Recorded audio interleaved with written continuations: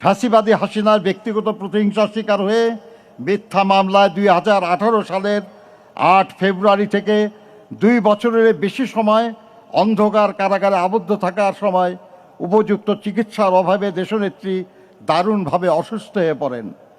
সমগ্র দেশবাসী সাক্ষী। পায়ে হেঁটে তিনি কারাগারে প্রবেশ করেছিলেন, কিন্তু নির্জন কারাগার থেকে তিনি বের হলেন চরম অসুস্থতা নিয়ে। দেশ বিদেশের চিকিৎসকদের মতে পরবর্তীতে গৃহবন্দিত্বের 4 বছর তাকে বিদেশে চিকিৎসার সুযোগ না দেওয়ার কারণেই তার অসুস্থতা বৃদ্ধি পেয়েছে এবং তার ফলশ্রুতিতে অবশেষে তাকে মৃত্যুর কাছে হার মানতে হলো এই অপরাজয় নেত্রীর।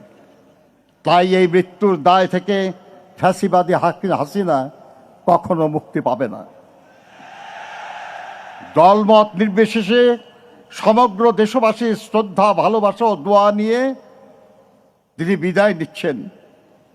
পেছনে রেখে গেলেন এক মহিষী নারী, এক সংগ্রামী রাজনীতিবিদ, এক দেশপ্রেমিক রাষ্ট্রনায়কের অনন্য কর্মজীবনের উদাহরণ, যা এক অনুসরণীয় দৃষ্টান্ত হয়ে থাকবে ভবিষ্যৎ প্রজন্মের রাজনৈতিক নেতাকর্মীদের জন্য।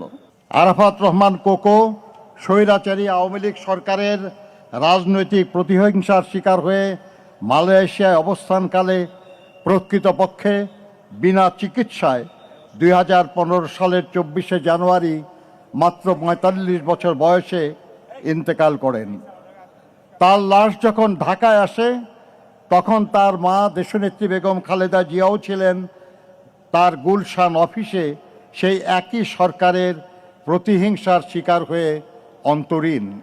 দেশনেত্রীর ব্যক্তিগত জনপ্রিয়তা, সাংগঠনিক সক্ষমতা এবং দেশের স্বার্থে অনমনীয়তা তার রাজনৈতিক প্রতিপক্ষ রাজনৈতিকভাবে মোকাবেলা করতে ব্যর্থ হয়ে তাকে ব্যক্তি শত্রু হিসাবে গণ্য করা শুরু করে।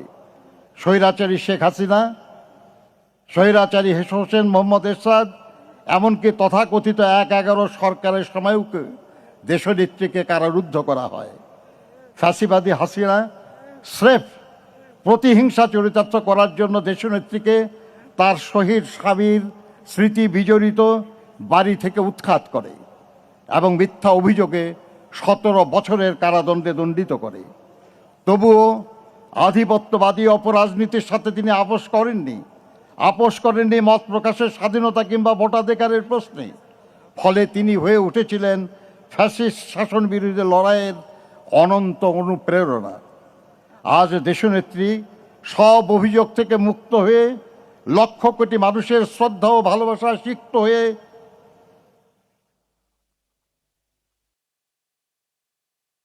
আজকেই জানা যায় আমাদের সামনে আছেন। অন্যদিকে যারা তাকে জেলে পাঠিয়েছে, যারা তাকে গৃহহীন করেছে, তারা রান্না করা খাবার খেতে পারেনি, পালিয়ে যেতে বাধ্য হয়েছে। মাথার উপর তাদের ঝুলছে মৃত্যু পরোয়ানা। এরশাদকে ভোগ করতে হয়েছে দীর্ঘ কারাবাস। 1/11 সরকারের প্রধান ব্যক্তিরাও দেশত্যাগে বাধ্য হয়েছে। মহান মুক্তিযুদ্ধ চলাকালে দেশনেত্রী বেগম খালেদা জিয়া তার 2 শিশুপুত্র সহ 1971 সালের 2রা জুলাই থেকে বিজয় অর্জিত না হওয়া পর্যন্ত পাকিস্তানি বাহিনীর হাতে বন্দী অবস্থায় কাটিয়েছেন। স্বামী স্বাধীনতার ঘোষণা দিয়ে মুক্তিযুদ্ধের সেক্টর এবং ফোর্সেস কমান্ডার হিসেবে দায়িত্ব পালন করেছেন। আর তার ফলস্বরূপ দেশনেত্রী বেগম খালেদা জিয়া তার 2 শিশুপুত্র সহ ছিলেন পাকিস্তানিদের হাতে বন্দী। মহান মুক্তিযুদ্ধে এই পরিবারের অবদান এক অনন্য দৃষ্টান্ত।